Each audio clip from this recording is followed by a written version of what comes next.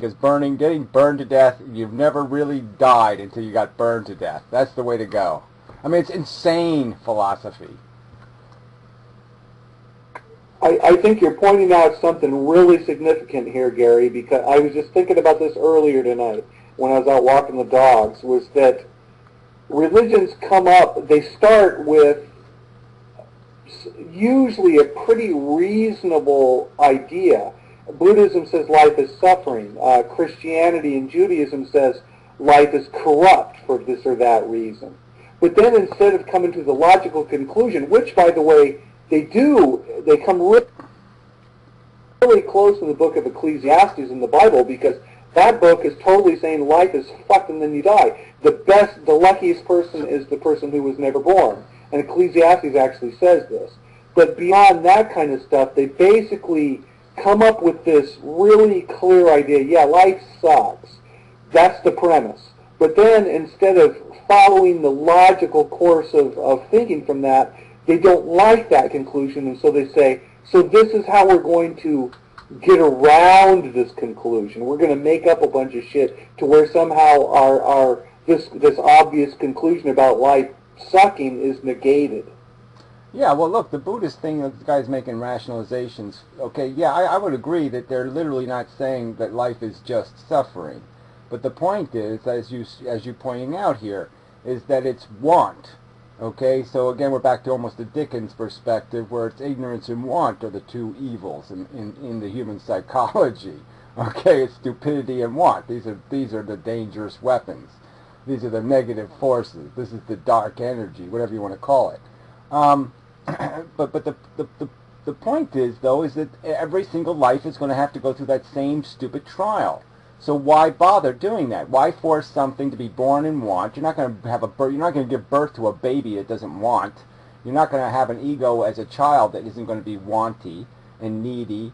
And so you're saying, okay, yeah, be born into a desire mechanism, learn how to control your desire by basically eviscerating all reason to live, all reason to even breathe, because you've taken every bit of pleasure out of life by extracting every bit of desire in life. To get yourself to some sort of mental neutral, okay, just so you can drop dead. I mean, what would be the fucking point in creating human beings to go through that process? And the fact that you, in the end, get to your nirvana, what the fuck good does that do anybody? How does your nirvana make the fucking people on Earth suffering any better? Oh, that's right, it doesn't do one goddamn bit of good for the now 7 billion people. So here, when Buddha was writing all this bullshit, right, there was a fucking 500,000 people on Earth. All right, now there's 7 billion people on fucking Earth. So how has Buddha fixed anything? Oh, that's right, he hasn't fixed a motherfucking thing. All that nirvana hasn't fixed the problem, has it? No. That's really the whole problem, is that I think religions start out with a basic understanding of that life is an insoluble problem. But they can't stop at that. They can't say, yeah, life is an insoluble problem, so let's quit trying to solve it and let's end it. Instead, no, they have to say, no, we have to solve it. And so then they come up with different weird scenarios, like Buddhism comes up with, well, yeah, life sucks, so let's discipline ourselves so that we don't think about how much life sucks. Christianity says life sucks, and so they say, well, yeah, so let's posit an afterlife to where either we're going to get rid of the sucky part of life for the chosen few, and for everybody else, it's really going to suck forever. Yeah, well, Buddhism did the same thing. They say they didn't, but it's really a religion. I mean, they created a heaven, too. I mean, they created the idea, that you're perfecting yourself, and that the only reason why you're still here is because you're imperfect, and blah, blah, blah, blah, blah. So, I mean, they set up the same kind of nonsense, that you're in some sort of personal competition to get to the ultimate goal, which is immunity. But what the fuck good is that immunity? Again, unless you think you're so fucking special, how is your immunity going to do anybody else who's left in this shithole any fucking good at all? It's not going to do them any good. And apparently there's an endless supply of these new souls, because apparently there's more of them now than there was then. So I guess that doesn't fix the problem. But again, I think you're correct. I mean, religion's just an ignorant attempt at at resolving the problem that is life. I mean, it's obvious problems, it's structural problems, but obviously it's from a very ignorant perspective, and a perspective that doesn't understand thunder, lightning, bacteria, doesn't understand shit about how we got here. So they're automatically going to think we must have been placed here. I mean, this couldn't just happen, right? They're going to obviously say something like that. This couldn't just happen, because nothing just happens in their world, right? They know they have to start a fire. Fires don't just happen, or the lightning has to hit. Or, you know what I mean? They understand cause and effect universe, so they think they must be a fucking goddamn effect. There must have been something that caused them to be. We're not here for no reason, and that's the truth they couldn't get to. And now we can get to it quite directly, that we're not here for some kind of intelligent reason or purposeful reason or sensible reason. We're here because of a structural truth of elementary chemistry. Yeah, that's where we really have the advantage of science. And I'm telling you, I do believe that they had something going for them. Unfortunately, Buddhism inherited the eschatology of Hinduism, and so that's where they got all the rebirth stuff and everything. If you go into, I want to say if you go into Zen, of course there are 100 schools of Zen too. Again, it's mostly about disciplining yourself so that you don't think about the disadvantageous conclusions that you come to when you ponder life to any depth. But the real problem is if you want to make antinatalism a religion, what we've done is we've started with the same premise as Buddhism. Life is generally suffering. And then we've come to the conclusion that it's not built upon an escape philosophy. We're just saying, yeah, life sucks, so deal with it the best you can, but let's stop procreating. Let's stop creating new life. You want to have nirvana? You want to blow out the candle? You blow out the candle by not lighting it over and over again. Because each new life, we're just lighting the candle over and over again. Right, but this is the real advantage of like I said, we've overcome the ignorance thing. You know what I mean? They couldn't get past, like, they didn't have condoms. They didn't have fucking cesarean sections. They didn't have any of this shit. They couldn't fucking deal with the reproduction issue, and they weren't going to say don't have sex, because who the hell's going to sell that book, right? But maybe, but to a point, So yeah, so it's a real problem. Is the biology is the primary directive of the DNA is reproduction.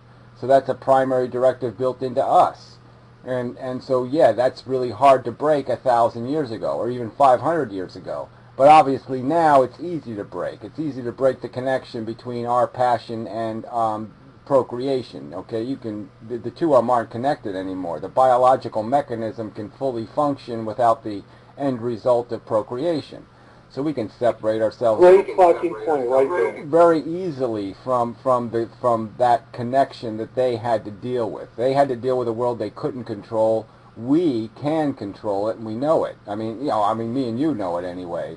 That we're here by our own volition. This is now our responsibility. We're the God now because we're perpetuating it on purpose. Buddha couldn't do anything about it, so I have to give him credit in the sense that he had no option to come up with the don't exist anymore option. That really wasn't a possibility in his world because they didn't have it. They couldn't control anything. They were still getting poisoned by their food. No, I totally agree with you here, Gary, and I really got to give the Buddha, whoever the hell he was, a group of people or whatever, props for that at least they spoke directly to the problem. And even though there's the solution that we've come up with wasn't realistic for his time, on the other hand, he kind of underhandedly accomplished this because, at least to some extent, because he developed a priesthood that, in some cases at least, disdained from procreating. Well, yeah, and it would, for obvious reasons, because you're trying to just get rid of that whole avarice thing, that want. thing, you know, and Christianity went the same way. I mean, you read the Bible had the same, where did the Catholics get the celibacy from? Well, they got it from the Bible, and it clearly states that you're better off without the distraction. I mean, it's not a coincidence that, you know, Jesus' disciples were told to leave their families behind, okay? I mean, they were nothing but a burden and a hindrance to the mission. So the mission was, you know, if you want to be like Jesus, Jesus wasn't talking about getting a wife and a picket fence and all that kind of crap. He was saying you want to be any good in the fucking world, you got to have to do it without kids. So yeah, they were sort of going in the same direction in that sense. But like I said, that's their limited power, and that's because of the limits of their knowledge and their understanding. And now, like I said, now we have the clear context too. Like I said, it would, you know, 300 years ago, you could tell a God story and maybe still scare me a little bit. Maybe make me worry a little bit, you know, because I don't know how the fuck we got here, right? You know, but once you got the evidence, you got the Darwin thing, that just sums it all, that just closes the fucking door right there. Evolution that's a game ender, because it just basically explains that we're here for no good reason. We're here because one cell replicated 4 billion years ago. That's it. There's no other reason. A bunch of chemistry fucking perfect stormed and farted the first fart, and we're just going to keep farting until we turn the farter off. Another interesting thing about Christianity is Jesus, you know, of course they were looking for the end of the world. They thought the end of the world was right around the corner, both Jesus and Paul, who wrote 2/3 of the New Testament. And Jesus even talked about what dummies people were if they had kids in these end times, because things are going to shit.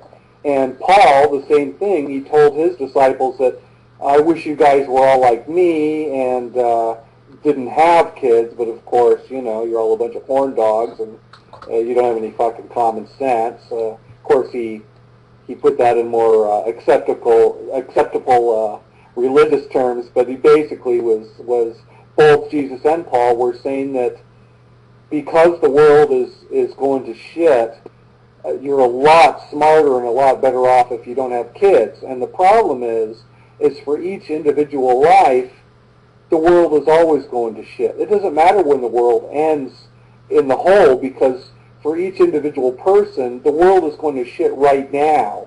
And so it makes a hell of a lot of sense not to bring kids into the world, because eventually we know their lives are going to go to shit as well. And I think that's a pretty good message out of the Bible.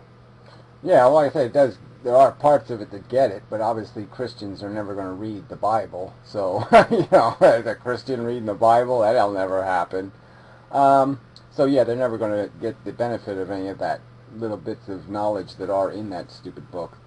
But yeah, I mean, it's there for people to see, you know, that these people were dealing with the dilemma that is life, and, you know, but all they want to hear is the father-son bullshit, the creation story, and the perpetuation of a pointless game, and they don't, you know, again, it's again about the game, and you can't you know, this is like insulting a sports team.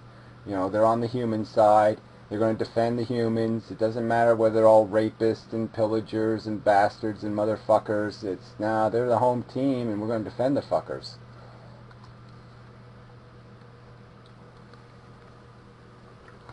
Well, you know what? I think I'm going to have to call it at this. It's been a great conversation, but I got to think about going to bed, folks. Yeah, well, I appreciate the sacrifice. I really, you know, yeah, do it again. You know, you know, I understand, you know, the futility argument, and I understand different things, but you know, I enjoy your conversation. So, do it when it's convenient.